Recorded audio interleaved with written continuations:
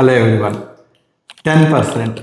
మీరు ఎప్పుడైనా అనుకున్నారా, ఒక 10% ఆఫ్ మీ బాడీ వెయిట్ చేంజ్ అయితే మీరు 7 to 8 హెల్త్ బెనిఫిట్స్ పొందగలరని?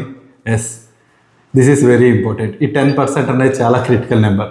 ఎందుకంటే as per the latest studies, ఇండియాలో around 30% of adults and 44% of children, అంటే చిన్నపిల్లలు, ఓవర్ వెయిట్ ఆర్ ఒబీస్ ఉన్నారని అర్థం. అంటే ఎక్కువ వెయిట్తో ఉన్నారు.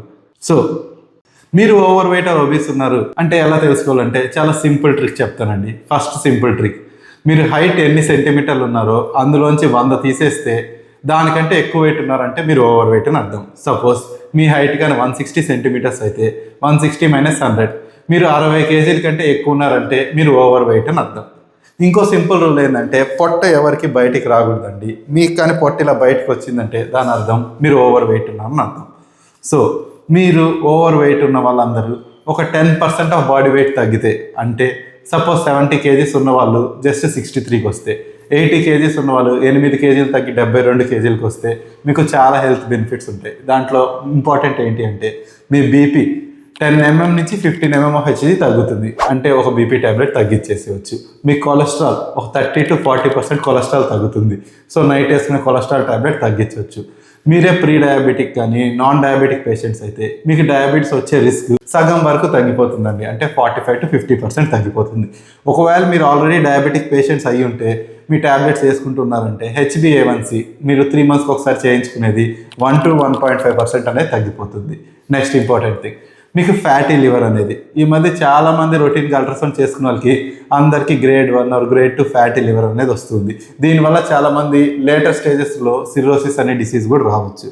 సో మీరు కానీ వెయిట్ లాస్ ఒక 10% ఆఫ్ వెయిట్ లాస్ అయ్యారంటే మీ ఫ్యాటీ లివర్ grade 1లో ఉన్న grade 2లో ఉన్న అది రివర్స్ అయ్యి మళ్ళీ నార్మల్ లివర్ వెళ్ళిపోతుంది. థర్డ్ ఇంపార్టెంట్ థింగ్, మీకు కానీ నీ మోకాలు నొప్పులు, నీ ఆస్టియోఆర్థరైటిస్ లేదంటే హిప్ ఆస్టియోఆర్థరైటిస్ ఇలాంటి కంప్లైంట్స్తో బాధపడుతున్నారంటే 30 to 40% of me pain just me 10% of body weight తగ్గడం వల్ల తగ్గిపోతుంది.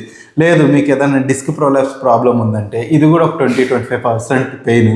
మీరు పొట్ట తగ్గే కొద్దీ మీకు ఈ బ్యాక్ పెయిన్ అనేది కూడా తగ్గిపోతూ ఉంటుంది. ఇదే కదండి, మీరు ఏ హెల్త్ ప్రాబ్లమ్స్తో అడ్మిట్ అయి ఉన్నా, సపోజ్ లంగ్ ఇన్ఫెక్షన్స్ ఉన్నా, యూరినరీ ట్రాక్ట్ ఇన్ఫెక్షన్ ఉన్నా, కిడ్నీ ఇన్ఫెక్షన్ ఉన్నా, ఇమ్యూనలాజికల్ ప్రాబ్లమ్స్ ఉన్నా, అంటే SLEలు, కీళ్ళ వాతం ఉన్న వాళ్ళు, ఏ కండిషన్స్తో మీరు హాస్పిటల్లో అడ్మిట్ అయినా మీరు ఓవర్ వెయిట్ ఉన్నారంటే మీకు కండిషన్ సీరియస్ అయ్యే ఛాన్సెస్ ఎక్కువ ఉంటాయి.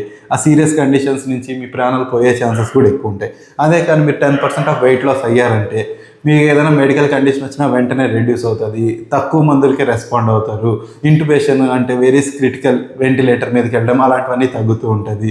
మీరు ప్రాణాలు కూడా ఈజీగా కాపాడుకోగలుగుతుంటారు. సో ఈ 10% అనేది very critical number. Always try to reduce your weight. మీరు ఎంత వెయిట్ ఉన్నారో దాంట్లో నుంచి 10% రెడ్యూస్ అవ్వడానికి ప్రయత్నించండి. Thank you.